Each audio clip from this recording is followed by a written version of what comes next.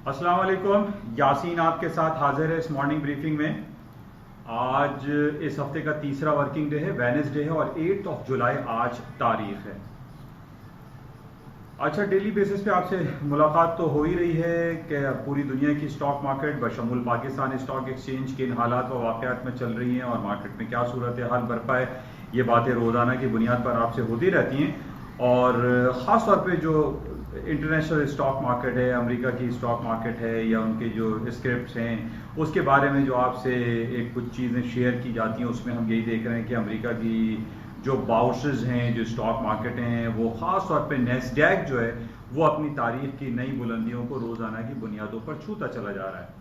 और कुछ पॉजिटिविटी जो है हम दूसरे स्टॉक्स में भी देख रहे हैं। जो अमेरिका के S&P है, डाउ जोन्स हैं, वो निस्बतन पीछे की तरफ हैं, लेकिन हम उनमें भी देख रहे हैं कि हायर साइड पे मूव आ रही है।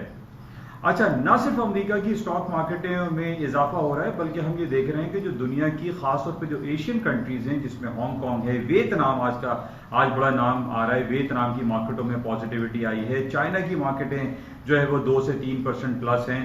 तो ये तमाम जो हमारे पास जो रिपोर्ट्स कंपाइल हो रही हैं, जो पैकअप होती हैं, जो सामने एक मजमुआ तैयार होता है इन तमाम स्टॉक मार्केट का, उनके बेसिक्स इंडिकेटर्स का, वो उनमें कहीं हमें ये दिखाई नहीं दे रहा कि कोरोना वायरस पैंडेमिक की वजह से स्टॉक मार्केट में जो इकोनॉमिक इंडिकेटर्स हैं या जो उनके वाइटल साइंस इकोनॉमिक इंडिकेटर्स होते हैं, जिसके अंदर हम ये देख रहे हैं कि ISM मैन्युफैक्चरिंग इंडेक्स बेहतरीन आ रहा है, PMI इंडेक्स जो बरतानिया का है वो अच्छा आ रहा है, pending home sales, existing home sale, job report, यानी ये जो भी रिपोर्ट्स हमारे पास सामने आ रही हैं, इवन के जो लास्ट जो अमेरिका की जो GDP रेशियो का जो रिपोर्ट आई है वो भी पॉजिटिव इंडिकेशन शो कर रही है। तो हम ये देख रहे हैं कि जनाब जो 3 से 4 महीने पहले जो हालात खराब हुए, जो बर्पा हुआ, पूरी दुनिया को एक लॉकडाउन और शटडाउन में बंद कर दिया, लेकिन उसका negative impact for certain period of time 4 महीने पहले आया था, लेकिन उसके बाद मार्केटों ने जो उठना शुरू किया है वहां पे हमें कहीं नेगेटिविटी का पहलू दिखाई नहीं दे रहा है। और आज और कल और बल्कि आज तीसरा वर्किंग डे इस हफ्ते का, हम ये देख रहे हैं कि स्टॉक मार्केटों में तेजी का जो रुझान है वो मुस्तकिल बरकरार है। जैसे मंडे की मार्केट ओपनिंग प्रीव्यू में भी मैंने आपसे कहा था कि कुछ इंडिकेशन हमारे पास सऊदी अरब के तदावुल ऑल शेयर से मिल गई थी कि जनाब मंडे को मार्केट ऊपर खुलेगी, मार्केट ऊपर हायर साइड पे खुली। इसी तरीके से फिर ट्यूसडे आया, आज वेडनेसडे। हम ये देख रहे हैं कि स्टॉक्स में थोड़ा सा अगर हम देखा जाए तो थोड़ा सा जो नेगेटिव टेरिटरी में मार्केट कल थी वो डाउ जोन्स की थी, लेकिन S&P है, नैस्डैक है, मार्केटें हायर साइड पे रहीं। और अभी भी जो इंडिकेशंस हैं, जिस तरीके से मैंने आपसे ये कहा कि वियतनाम एक छोटी सी इकोनॉमी है, उसमें पॉजिटिव खबरें आ रही हैं, चाइना की खबर पॉजिटिव आ रही है। हालांकि जिस तरीके से हांगकांग और अमेरिका और हांगकांग और चाइना के दरमियान जो इख्तलाफात और जो बातें चल रही हैं, उसका ज़्यादा जो है वो मनफी रुझान मार्केट में नहीं आ रहा है, मार्केटें हायर साइड पे हैं। आज बहुत ज्यादा बातें ये हो रही हैं कि अमेरिका जो बैक इन 1983 से एक हांगकांग और US डॉलर की पैगिंग है, यानी पैग है, वो फिक्स किया हुआ है कि 7.8 Hong Kong dollar is equal to 1 US dollar. वो पैग खत्म होने की बात की जा रही है कि अमेरिका किसी भी वक्त इस पैग को खत्म कर देगा और उसको फ्लोट कर देगा कि जनाब कैनेडियन जो आपका हांगकांग डॉलर है वो अमेरिका के US डॉलर के अगेंस्ट में 7.8 रहेगा या 8.6 रहेगा या वेरी करेगा।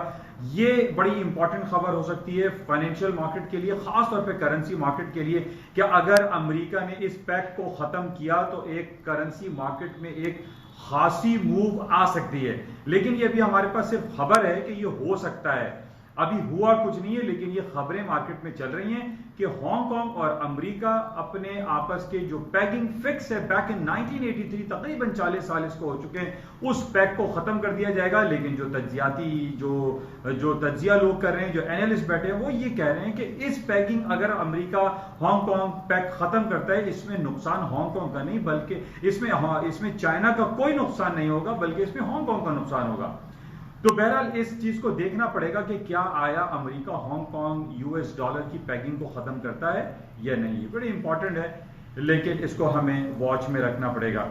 अच्छा, ओवरऑल जो खबरें मैं आपको बता रहा हूं वो पॉजिटिव हैं। आज बड़ा इंपॉर्टेंट डे है बरतानिया के हवाले से। बरतानिया आज एक अपना मिनी बजट पेश कर रहा है और उसमें कहा जा रहा है कि वो 30 बिलियन ऑफ पाउंड स्टर्लिंग की स्पेंडिंग पैकेज का ऐलान करेंगे, जिसमें टैक्स कट की बात की जा रही है जो कि बड़ा इंपॉर्टेंट है to tackle labour and health market. ये बहुत अच्छी इंडिकेशन है, पॉजिटिव इंडिकेशन है।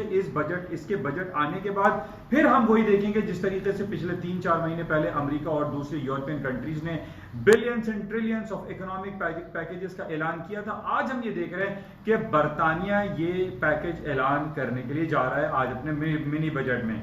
लेकिन एक तरफ जो नेगेटिव खबर है उसमें बहरहाल उसमें टाइम बहुत ज्यादा है। वो ये कह रहे हैं कि अक्टूबर तक, यानी आज से तकरीबन 3 से 4 महीने के बाद बरतानिया में जो फरलॉफ सिस्टम चल रहा है कि यानी 30 दिन की जगह जो 15 दिन तक जो लोग नौकरियां कर रहे थे, इनको कोरोना वायरस पेंडेमिक की वजह से उनको रिलीफ दिया गया था, वो फरलॉफ सिस्टम खत्म कर दिया जाएगा, जिसमें यह कहा जा रहा है जो इंडिकेशन है कि 3.9 से 10% तक का उनका अनएम्प्लॉयमेंट रेट हो जाएगा, जो कि नेगेटिव खबर है लेकिन उसमें टाइम काफी है। लेकिन ओवरऑल जब हम सिनेरियो चेक करते हैं तो बरतानिया का जो मिनी बजट आज आने वाला है जो कि 30 बिलियन ऑफ पाउंड स्टर्लिंग की कहानी है, उस पे स्टॉक्स में पॉजिटिविटी का इंजेक्शन लगेगा। इसके अलावा जो हमारे पास बरतानिया की खबर है, बरतानिया में जो रिकवरी होप्स हैं उसकी वजह से भी स्टॉक्स में काफी पॉजिटिविटी दिखाई दे रही है और ओवरऑल खबरें हमारे पास अच्छी हैं।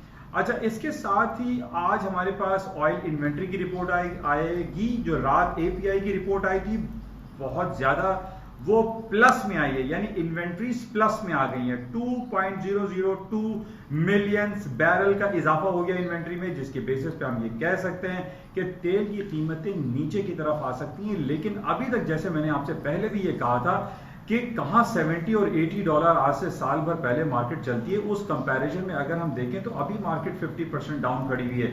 और जब हम ये देख रहे हैं कि स्टॉक मार्केटें अपनी हायर साइड पे जा रही हैं और तारीख की नई बुलंदियों को छूती चली जा रही हैं और नए नए रिकॉर्ड्स ब्रेक कर रही हैं, इन बेसिस पे तेल की कीमतों में कमी दिखाई नहीं देती। और प्लस जैसे मैंने आपसे कहा कि ये हरिकेन सीजन चल रहा है, कहीं कोस्टल बेल्ट पे खबर आ गई अमेरिका के कि जनाब वहाँ के रिक्स और वहाँ पे जो रिफाइनरीज हैं उन पे अटैक जो समुद्री तूफान आ सकता है, उस बेसिस पे भी तेल की कीमतों में इजाफा हो सकता है। प्लस रिकवरी होप्स की हम बहुत ज्यादा बातें कर रहे हैं। मैं पिछले 3-4 महीने से आपसे यही कहता चला आ रहा हूं कि जहां अमेरिका और पूरे यूरोप और एशिया की मार्केटें ओपन होना शुरू हो जाएंगे, even India, Pakistan, Asian countries खुलना शुरू हो जाएंगे, रिकवरी होप्स हमारे पास ज्यादा आएंगी तो तेल की कीमतों में इजाफा होगा। हमने हमेशा देखा है कि ये जो इन्वेंट्रीज रिपोर्ट्स आती है या एपीआई की रिपोर्ट्स आती है, इन पे मार्केट में कोई खास इसका रिएक्शन नहीं आता।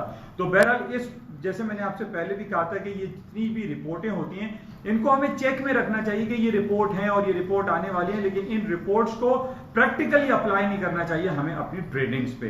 तो ये उल्टा भी हो सकता है। हालांकि हमारे पास बहुत अच्छी रिपोर्ट आ रही है कि इन्वेंट्रीज में खासा इजाफा हो रहा है, लेकिन इन बेस पे हम ये नहीं कह सकते कि तेल की कीमतें नीचे आ जाएंगी, क्योंकि हमारे पास ये रिपोर्ट्स मौजूद हैं कि रीओपनिंग की बात हो रही है और पूरी दुनिया रीओपन की तरफ जा रही है और कोरोना वायरस पैंडेमिक के जो केसेस हैं उसके अंदर कमी भी वाकई हो रही है। और पाकिस्तान के लिए भी बहुत अच्छी बात है कि कल की रिपोर्ट थी कि पाकिस्तान में तकरीबन 45% कोरोना वायरस के नए केसेस में कमी वाकई हुई है, जो कि एक बहुत अच्छी खबर है। और इन बेसिस पे हम ये देख रहे हैं कि बहुत सारे रेस्टोरेंट हैं उन्होंने ऑनलाइन का सिलसिला जारी रखा है, लेकिन जो बहुत सारे रेस्टोरेंट्स हैं, इवन के जो शादी हॉल है, उनको भी सर्टेन एसओपीज के साथ खोल देना चाहिए, क्योंकि बहुत सारा हमारा जो लेबर मार्केट है, जो लेबर जो काम करती है, वो बहुत ज्यादा तंगदस्ती में जिंदगी गुजार रही है। बहरहाल ये आज तक की सबसे आपके साथ जो खबरें थी वो आपके साथ शेयर की गई। और इसके अलावा जो गोल्ड के हवाले से जो अगर हम बात करें, गोल्ड की कीमतें आज भी आप देखें $1800 तक चल रही हैं। मैं पिछले काफी अरसे से आपसे यही कहता चला रहा हूं कि गोल्ड की कीमतों में इजाफा रहेगा और इजाफा ही रहेगा। और उसकी बुनियादी वजह मैंने 2-3 आपको बता रखी हैं कि पूरी दुनिया में जो billions and trillions of dollar and European currency जो करेंसी नोट छाप रहे हैं, जिसकी वजह से हम ये देख रहे हैं कि करेंसी नोटों की कदर व कीमत में कमी आ रही है। इंटरेस्ट रेट पूरी दुनिया के कट किए जा रहे हैं स्टिमुलस पैकेजेस के आने की वजह से, एंड प्लस जो इंटरेस्ट रेट कट हो रहा है, इन बेसिस पे गोल्ड की कीमतें ऊपर की तरफ जाती हैं। प्लस जो इसराइल और फलस्तीन का जो तनाजा खड़ा हुआ है, इस बेसिस पे भी सोने की कीमतों में इजाफा ही रहेगा। इस वक्त भी हम देख रहे हैं फ्यूचर कॉन्ट्रैक्ट तकरीबन 1810 के करीब मार्केट चल रही है। इसमें मजीद पोटेंशियल एग्जिस्ट करता है। गोल्ड के तमाम काम करने वालों को मैं डेली बेसिस पे यही कहता हूं कि $25-30 या $50 गोल्ड की कीमतों में अगर कमी वाक़ई हो जाए तो इसको आप नीचे मत आना कहिएगा, उसको डिप पर बाय करें। बिल्कुल इसी तरीके से जिस तरीके से स्टॉक मार्केट में हो रहा है, स्टॉक्स में भी डिप पर बाय करें, गोल्ड को डिप पे बाय करें, सेल से चांस नहीं लें। बहरहाल इसमें ऊपर के टारगेट्स हैं। अच्छा, इसके साथ ही करेंसी मार्केट में स्टर्लिंग और यूरो हम देख रहे हैं कि थोड़ा सा पोटेंशियल आया था हायर साइड पे जाने का। आज भी मार्केट तकरीबन 150 पॉइंट स्टर्लिंग की ऊपर जा सकती है क्योंकि इनका मिनी बजट आज पेश हो रहा है। इस बेसिस पे स्टर्लिंग अगर आपको हायर साइड पे मिले यानी 1.26 1.2650 तक इसको सेल करें, शॉर्ट सेल करें और 1.27 के ऊपर के स्टॉप्स लगा के इसको सेलिंग चांस लीजिए। करेंसीज डाउन हो सकती हैं। तो बहरहाल ये इंपॉर्टेंट कुछ बातें थी जो आपके साथ शेयर की गई। इंशाल्लाह राब्ते में रहेंगे और उम्मीद करता हूं कि आपको इस 5-10 मिनट की क्लिप से कहीं ना कहीं अपने पोर्टफोलियो को मैनेज करने में सहूलत हासिल होती होगी। इंशाल्लाह राब्ते में रहेंगे और जाते हुए मैं आपसे हमेशा रिक्वेस्ट करता हूं कि बेल आइकन के साथ इस यूट्यूब चैनल को प्लीज सब्सक्राइब जरूर कीजिए। Thank you. खुदा हाफिज।